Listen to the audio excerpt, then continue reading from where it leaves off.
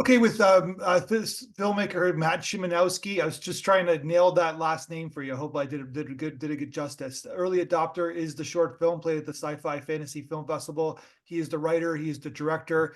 It's got a really nicely visual film. I just want to ask you about the beginning because I'm watching the film. It's 17 minutes long, and really the first 2 minutes are this kind of experimental kind of vibe, and kind of like you kind of really set an interesting tone for the film because it does get into a narrative, but you're really getting us the point of view, I guess, from the virtual watcher. I guess that's what she's watching, what we see as an audience in the first 2 minutes. Mm-hmm. Yeah, exactly. It's the idea of this, in the story, we call it inner space or inside. And so it's from that perspective of this, in between kind of liminal space, basically. So I was looking at your bio, and it said that you're from Silicon Valley, like meaning that you kind of, that was your creative journey started there. So obviously I can leap into this kind of virtual world film that you created.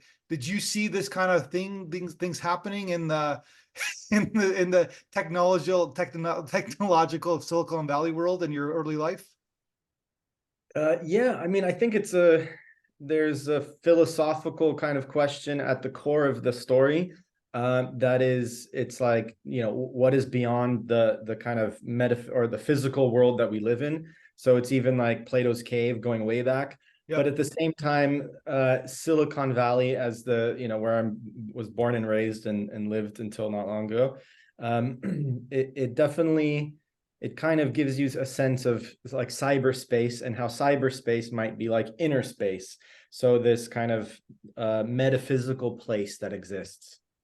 Yeah, 100%. So you were born and raised there. So you were like, I guess you like it. So not to age you, but it seems like you're born into this new like this kind of innovative world. What are the odds of that you were born in in a great landing spot? Yeah, and it's strange because I mean, yeah, born and raised. I didn't go into tech, like my brother did, for instance, and a lot of friends did, and they're working at Apple and Google and Facebook, and so they're kind of at the forefront of this the center of technology in a way, but also it felt kind of distant in some sense. So how that affected like my upbringing. I mean, I love technology. I love geeking out on like AI, for instance, is fascinating. And I'm on, following this AI film revolution right now, which is, open AI and like ChatGPT and now Sora coming up. That's all Silicon Valley. And really the next boom for this stuff is, again, in Silicon Valley. So I feel proud to be from there, but at the same time, I'm not currently living there. Yeah. So. Yeah, so, the beginning of the film, was that AI? No, actually, so we shot it at the like during the pandemic in 2020, and weirdly, it's like the film already feels dated because things have moved so quickly in the last couple of years. Yeah. So, but definitely, I mean, these things have been on my mind for a while. Actually, the film is a callback in some sense to a 1980 film called Altered States. Yeah, 100%.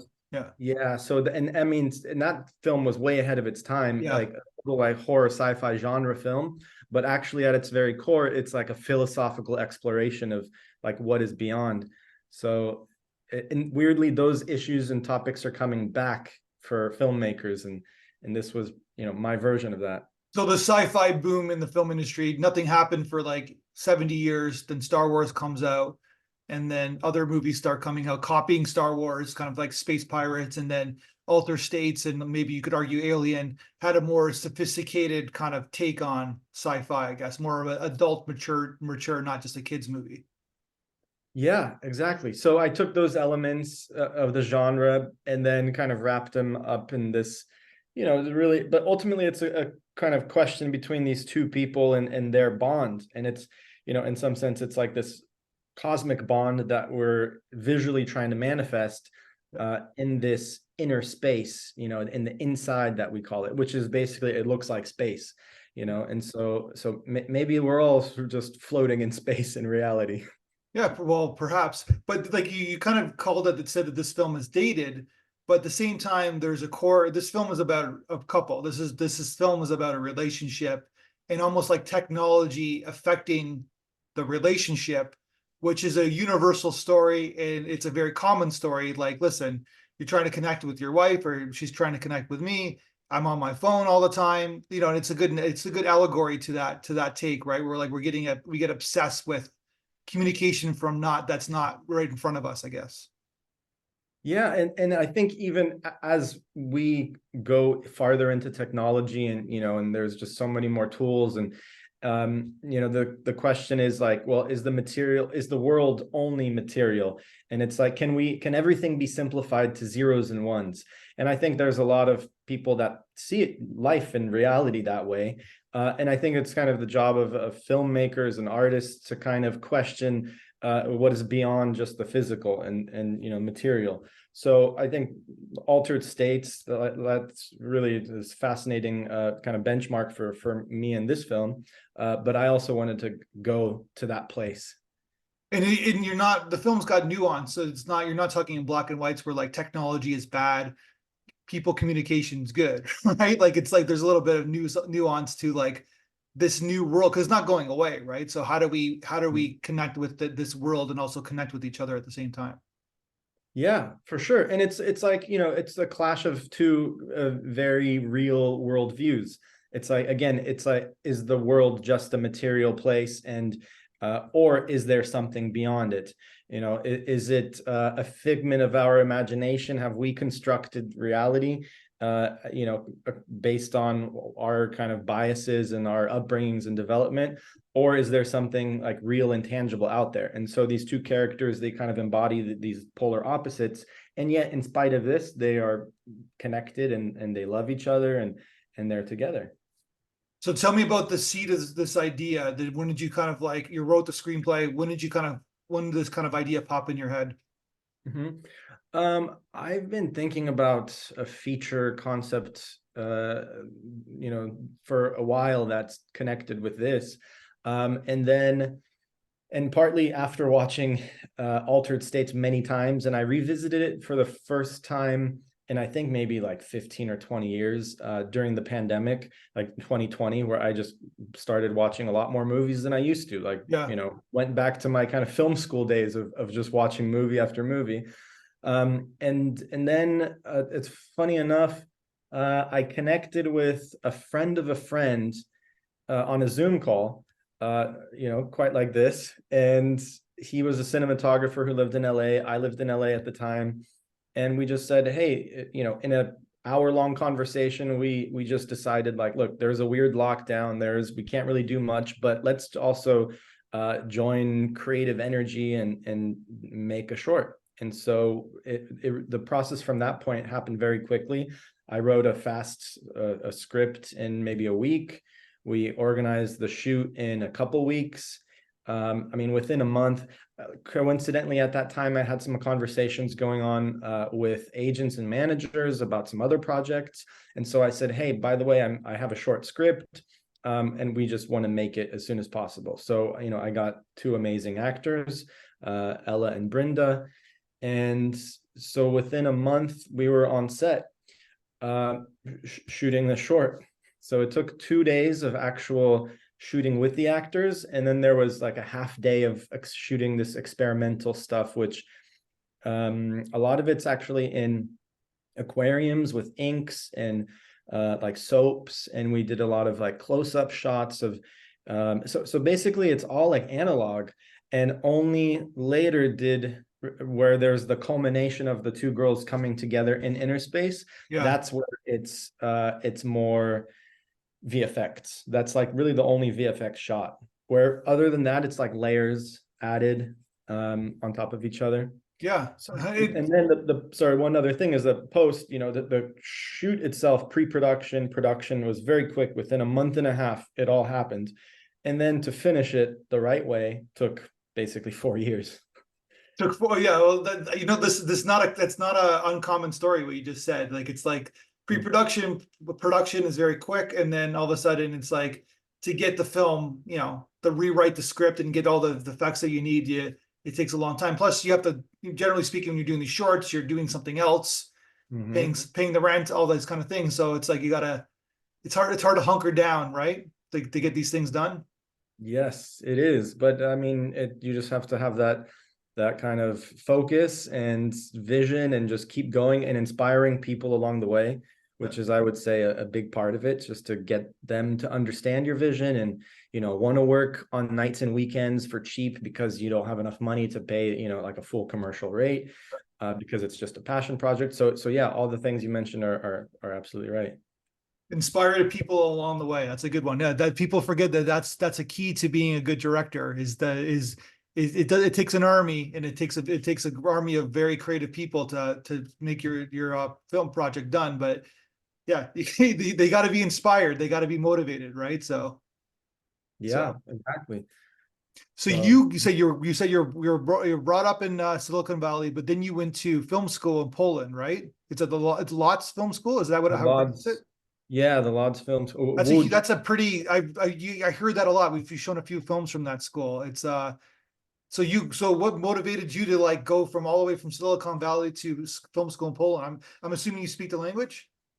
Yeah, so my family's Polish and they emigrated from Poland in the 80s, in the early 80s, and I'm from the Silicon Valley Bay Area.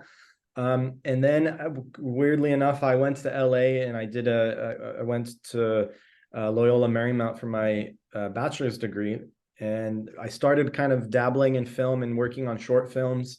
And then I ended up going all the way to Poland for film school. And part of it was a desire to want to just get more familiar with the culture that I also grew up with, but I grew up with it in a kind of peripheral way. I mean, we spoke Polish, we visited Poland. Yeah. But I thought, a lot of people, the perception is that Hollywood and Los Angeles is like the seat, and it's the core of all filmmaking, and that's where everything that's best about cinema is. And it's true. It's like the biggest productions originate from Hollywood and LA. But I wanted to go on a different path.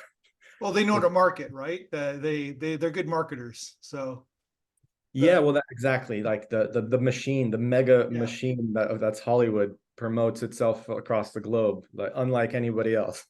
So, but because I'm familiar with the film school because one of my cinematographers, his dad went there, and he would go to his house in his editing suite, and he just would talk about the school in Poland and how amazing Poland is, and we're the best cinematographers in the world, blah blah blah, right? So, Yeah, and then yeah, it was just like, but then there's this passion, right? They didn't care, they cared about storytelling, but they cared about like the human connection, the human emotion, right? And some of them were, it's a cliche, but Polish films are kind of dark and kind of sad in a sense, right?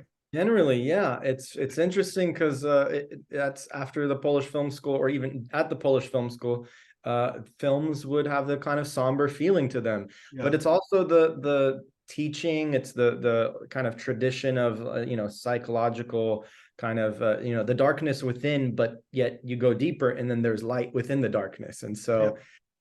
so yeah, these are all things that were emphasized at the film school, and I think to some degree are still emphasized. And yes, cinematographers in Poland, it's like, I mean, there is just another level, another. Go look at the Hollywood films, and you can name the list of the DPs and who are working in Hollywood. A lot of them are Polish, right? Yeah, I exactly. think Yeah. Spielberg only works with Polish DPs, right? Yeah, with Kamiński as Yeah. his go-to guy, but also even Christopher Nolan's, Oppenheimer was shot by, he's not Polish, but he went to the Polish film school. Yeah. And Influenced. Yeah. yeah, so he kind of took that kind of vision of the Polish film school with him. Yeah, it's something. There's something there. There's something. There's a connection to cinematography in Poland, I guess. Right? It's not just like it's Yeah, cliche to say. It's like it's in the stats are there, right? So exactly. There's something strange about it. And then I actually thought about this quite a while ago, and still sometimes do, but it's weird because for the longest time in my mind, Poland, when I visited as a kid, there was a lot of bad lighting. And I don't know if it had to do with just communist, just really efficiency in lighting, but there was like no design element to it. It was kind of like fluorescence, up above. illuminating most homes, also most stores. And so because of this, like lighting was really bad. And maybe this upbringing in this communist, poorly lit Polish country, Yeah. it just took people into a place where it's like they wanted to express themselves with light. And that's why the best filmmaker or the best cinematographers come from Poland. I don't know. That's just a theory I made up.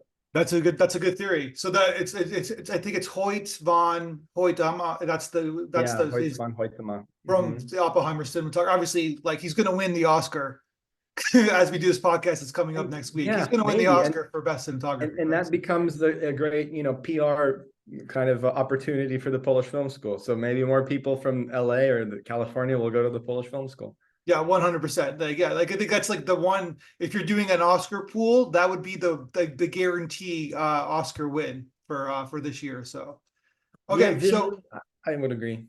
Mm.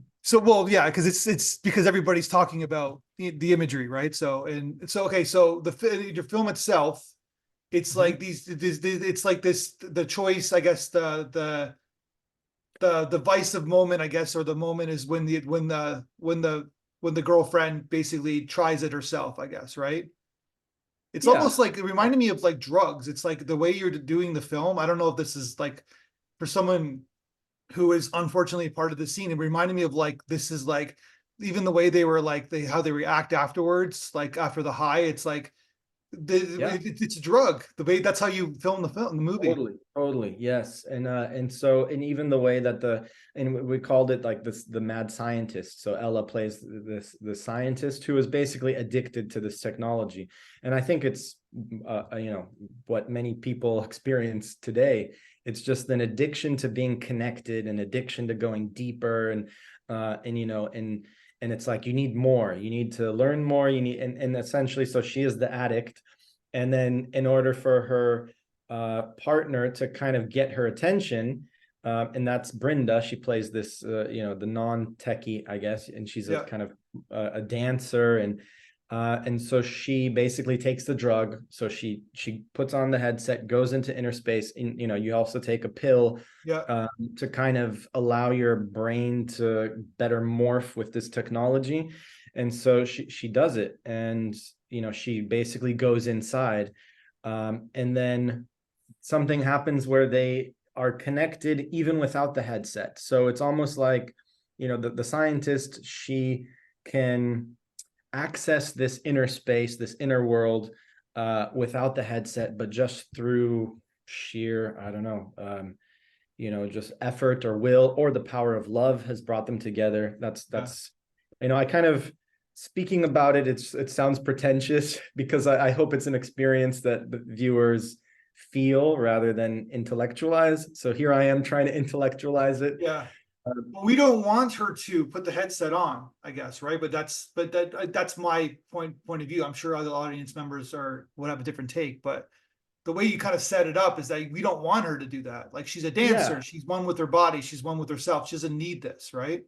yeah, and then also in the very opening scene, it's Ella's character goes too far, and she, Passed out. I guess there was two things that I thought or I was hoping would come across. Well, definitely she passed out, so something happened. Her brain, like shut down, but also she was all on the balcony, and she was basically um like motivated beyond her own will to walk out to the balcony.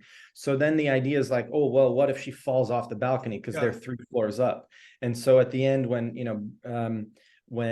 Ella Ella comes running to see what happened, she assumes that she fell off the balcony, because that's how much this technology controls you, or Yeah. controls your body basically. And you like have all these like kind of like insert shots or close-ups of like their hands, their feet.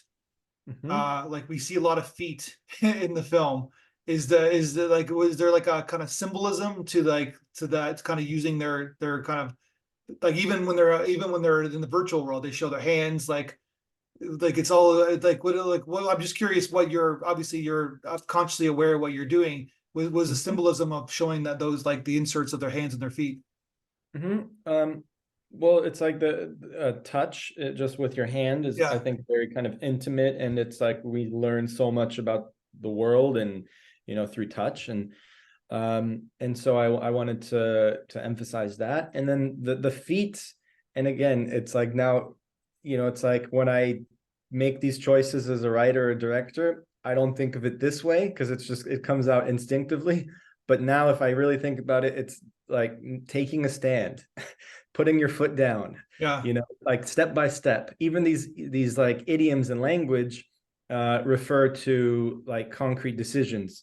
And that's why I think, feet are cool because they have all these symbols and meanings associated with them. Well, we don't, you notice we don't see it often in movies, right? Like, we don't see the floor, we don't see feet that often, except for like Tarantino films, which he's obsessed with, right? So, He has some kind of fetish with feet. I think, yeah. I don't know if there's like a symbolic, deeper meaning, but I mean, it's cool the way he does it, But yeah, because we don't see it. Like even in his early films, like we're seeing the floor, like Reservoir Dogs. Like it's like, oh, we're seeing, like we don't see that often in film, right? So Yeah. So also the extremities are, like something about the extremities. It's like, here's our core, yeah. yet like we do everything with our extremities. Yeah. So that's like maybe a kindergartner's way to simplify it. No, 100%. So your location, like the house or the apartment, is location, is it like a character in itself, right? Like the way it's like set up, the modern kind of world, the different floors. We're like in this kind of cool little setting, right? That they're not, they seem to have means, I guess, right? So which kind of sets up their kind of like looking for something else, looking for beyond because they're kind of privileged people in a sense.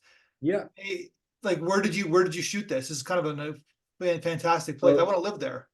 yeah, so I shot at Gabe Bienczycki, who actually happens to be Polish. He's a Polish cinematographer Sure.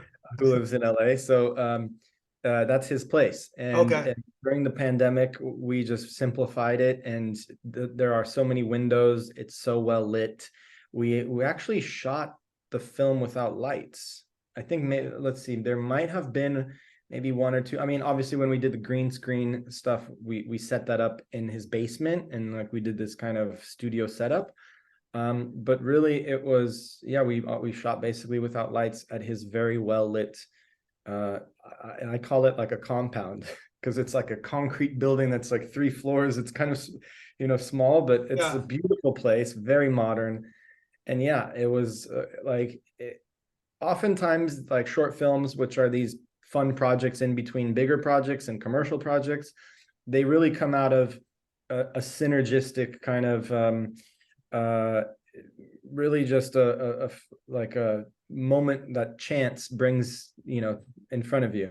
Yeah. So meeting Gabe, being prepared to shoot a film, just diving in, I literally within the first hour of meeting him, we decided to make a film together, and then a month and a half later we were shooting. That's amazing.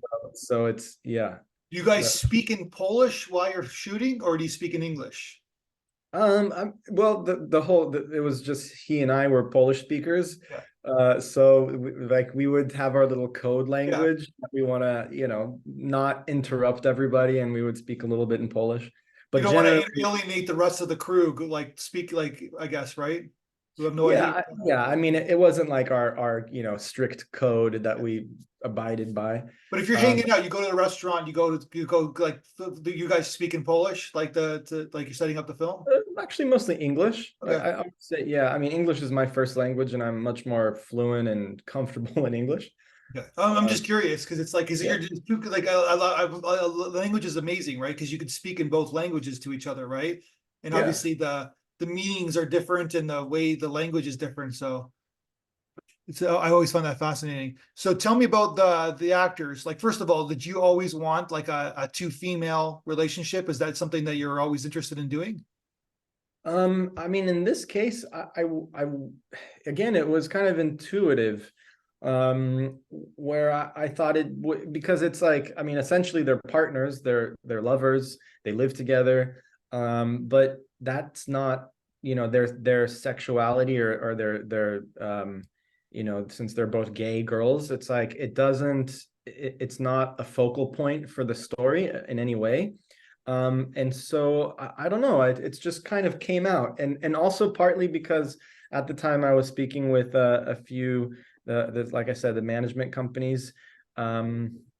And they just gave me a few lists, and I think I even had like male actor options. Yeah. And somehow I just gravitated. I saw Brenda, I saw Ella, and I thought, I saw all their reels and links, and I went through in probably a few days, like hundreds of reels of male and female actors, and then I just decided like I want them, and that's how it started. I like how you like even in your credits you say like so Ella is the scientist and Brenda is the dancer. You don't give them names. They're just like that. They give them occupations. Yeah, yeah, exactly. It's like their names are almost irrelevant, and like it's like how often. I mean, some you can basically. I want to. I like that when their essence and the details of their lives become more important than just their names alone. Obviously, names are important, but in this case, I didn't think so. Yeah, no, I found it's interesting. Well, yeah, totally. Okay, so is there a bigger story here? Is this like kind of like a teaser to a bigger film? I would love it to be. I mean, that's really, it started off as a feature film, which was really inspired by, altered states, but altered states in a modern day setting with, virtual reality and like the metaverse. Actually, at the time, I think the metaverse was, well, actually, the metaverse was shortly after, like the boom of the metaverse. But all of those elements I wanted to put in this story, and then the opportunity arose to make a short, and so we just did the short. And I would love to make a feature out of this. If anybody listening to this wants to make a feature with me based on this, let's Yeah. talk. No, So but you can see a bigger film here, right? So yeah, and I have written out a treatment, and I have like mood boards, and so the feature idea came far before the idea for the short. yeah. Well, they're really good. The two actors. They really got something. They got presence, and there's a connection between the two of them. I'm assuming they didn't know each other before filming. No, they didn't at all. Yeah, they're great. I hope. What do they think of the film? Because I know it took a long time in post production. Did they forget about it when you finally showed it to them? I sent some links, and they said thanks, cool. I mean, there wasn't like a big conversation about it, to be honest. It's like, time goes by, and I mean, both like Brenda and Ella, they're busy and they're very talented. So I think in some sense, they've moved on to much bigger Yeah. things. But I'm sure it's like a nice, kind of walk down memory lane. Oh yeah, I remember that project from a few years back. So I mean, in your blog interview, you said you're in post production right now, like on a feature film. yeah, so I am in post on my second feature film, which is it happens to be a sci-fi. Has nothing to do with this story and these characters, um, and it's more of a dystopian. Yeah, it's a dystopian sci-fi about the last dreamer in a world without dreams, in a also post-pandemic world where people have forgotten their memories and they've forgotten how to dream. So Gotcha. that's the idea. So Yeah. this is your second feature that you've directed? Second feature. Oh That's yeah, right. Purple Onion was your first, right? Yep, yep, yep. So how you feeling? Like how you feeling right now about the film? Are you feeling good? Got some good vibes about Yeah, it? I mean, it's been another one of these long enduring processes, but we shot it in 2021. So a year after shooting Early Adopter, we shot the feature. Yeah. And still in post, and we're finding our way out of the forest of footage, and I think we're very close to like a locked picture, and already we were working with a composer and setting down some like temp tracks. So I think it's going to be very different than this film, because Early Adopter, it's like a naturalistic, kind of realistic, world that there's a little bit of this future technology, but that film it's like very different, specific set design. It's kind of in some underground compound that we don't even know where it is. So there's a little bit of a THX vibe in there as well. So yeah, I'm feeling good about it. It's a long process, and again, it's like, keeping the vision alive and motivating people that you're working with. Yeah. So So THX people, the young people who don't know, that's George Lucas's first film, right? exactly. What's the correct it's THX 1138, yeah. 1138, yeah. So that's a true sci-fi according to sci-fi people, right? That's like Yeah, a I love it. It's so, I mean, and then there was also his student film. It was like a 30-minute student film, or yeah. 20-minute, I think. It's fantastic what he did with basically no money, and he just used unique locations, and then he made a feature out of it. And the feature is with Robert Duvall, and it's fantastic. And It's got a so polarizing vibe to it. People either love it or they don't understand it. So yeah, I mean, I've rewatched it many times, and it's got holes and it's not perfect, but it's really great. yeah, So because highly the recommend. pace, like in Star Wars, the pace is very quick, right? We're here, Mhm. boom, boom, boom, boom, boom. It's like THX. It's like a slow build. It's like it takes you have to come to it. It doesn't come to you, if that makes any sense. Yeah, yeah, it has this kind of European feeling to it in a Very way. Polish feel. Maybe Polish too. Yeah, No, but then, you know what I mean? That slow build, that slow dark build, right? Where yeah. you know Where that nothing's gonna good is gonna happen and eventually, right? So but that's true. It's more atmosphere than it is plot and yeah, character. 100%. So another film that's really cool is Mandy's is great, but even the film before that, Cosmopolitos, is the Beyond the Black Rainbow. Okay. Yeah. So that's also a very moody, atmospheric feature where not much happens, but if you look really deep, a lot's happening. And so that was also an inspiration for Captive Mind, the sci-fi we're Well, doing. it's Captain Mind's got a really great first line. So if you're on a streaming service, I know this is crazy, but if you're on a streaming service and you're like, oh, what are you're just navigating and it's like, oh, look at this movie about like, oh, there's we can't dream anymore. Humanity's ability to dream is not there now.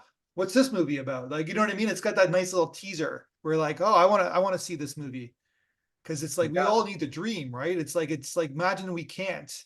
Even though people say yeah. they don't remember their dreams, they're still dreaming. They're still processing their subconscious. They're still creating, I guess, right? Mhm. Yeah, and that's another big question about, AI and and like what's going to happen with like ChatGPT and all these AI models. And well, can they think for themselves? Do they have consciousness? And then the like next question, will it ever be able to dream? And Yeah. so, like, yeah, so like Blade Runner kind of um so these are big questions that I've been thinking about, partly because of where I was raised and born and raised, but also just because they're kind of big philosophical questions. And yeah. Because basically, if you're able to dream, you're able to have emotion. You're able to like feel, I guess, right? Yeah, I mean, it's like, I like this. I like to go to metaphysical places. Like maybe it's all a dream. Even people's sense of reality. It's like it's not the same for everybody. Yeah. Everybody brings their own self to their understanding of reality. Mhm. So therefore, well, it's like yeah, I like the idea of dreaming basically. Have you And heard of the book The Wild Robot? It's like a series, like a kids book series. no, the So it's like wild it's robot. for it's for kids, and basically it's about this. It's like it's in the future, and the robots are part of our stuff. And it's about this robot who who her name is Roz. I think she basically sorry, it's like you read it to kids. She basically raises oh my god, it was I think it was an animal, a bear, and then so but it's just this human robot, kind of like Wally, right, in a sense. And then Mhm. basically it starts like you're always questioning as a kid, is the robot feeling it because it's protecting its child, right? Because Mhm. the child, his parents are gone, so it's forced to raise this child, this animal, even though it's a robot. So through that osmosis, it begins to feel because it has to protect the child. The first act of humanity is protection, right? We have to protect ourselves. So then through that emotion, that original emotion from the robot, it begins to feel, right? So So this is for kids. It's like, it's really trippy, but it's like kids are starting to take those emotions. So it kind of reminded me your what you just said. It reminded me of that book. Yeah, I should check it out. Yeah. Pedro Peter Pascal. Brown, The Wild Robot series. It's like a children's book series. Cool. Yeah, I'm gonna check it out. This looks Yeah, I very never do that on the podcast, but just basically just yeah. like when you were talking about it, just reminding me of that. It's that kind of that book. So Well, and also I'm looking forward to the Three Body Problem on Netflix, and I'm reading the book right now. yeah, So that's like this super hit bestseller from China, yeah, and I'm reading the first book. But basically, like the short kind of idea for it is that there is some uh, extraterrestrial alien life that's communicating and informing humanity that they're coming in a few yeah, hundred years. And so, and this like separates humanity into, the people that are saying that, oh, we need to prepare for war because there's some threat coming to basically kill us all. yeah. And then there's the other half of the population, which is basically saying it's like, no, this is our savior. This is the higher life form that will help us and heal us and cure us. So again, it's just like a Very deep, timely to yeah, what's happening in the world today, right? exactly. It's like, it's either the devil or it's an angel. It's like, it's crazy what's I've heard happening. of this guy. He's kind of reminds me of what you just described. So yeah, yeah. I think he's running for president. So Yeah, I know. And that's exactly how interesting one figure can be two completely different things for different people. different people, yeah, yeah. Yeah. And then everybody's got a point of view of what side they're on too, right? So Yeah, and it's weird how people can so clearly move in these directions, almost like I don't know, like animals, yeah, you know? 100%. Yeah. Well, we are basically just we're only like what 100,000 years old, so we're just kind of figuring ourselves out. So Yeah, that's true.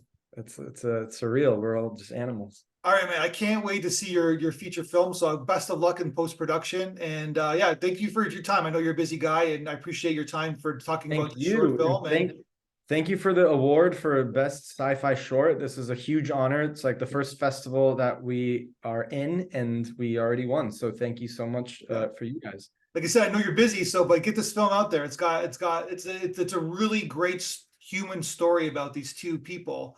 And yeah, it could even play it at LGBTQ plus film festival. It's got a relationship festival. Like it's got lots of layers, lots of genres, lots of discovery, and it leads to questions. It leads to thought, right? So yeah. So I know you're like I said, I know you're focused on your future, which you should be, but give this hopefully you get this thing some breathing room. It's got a lot of I potential. would love to. I hope that, all of that.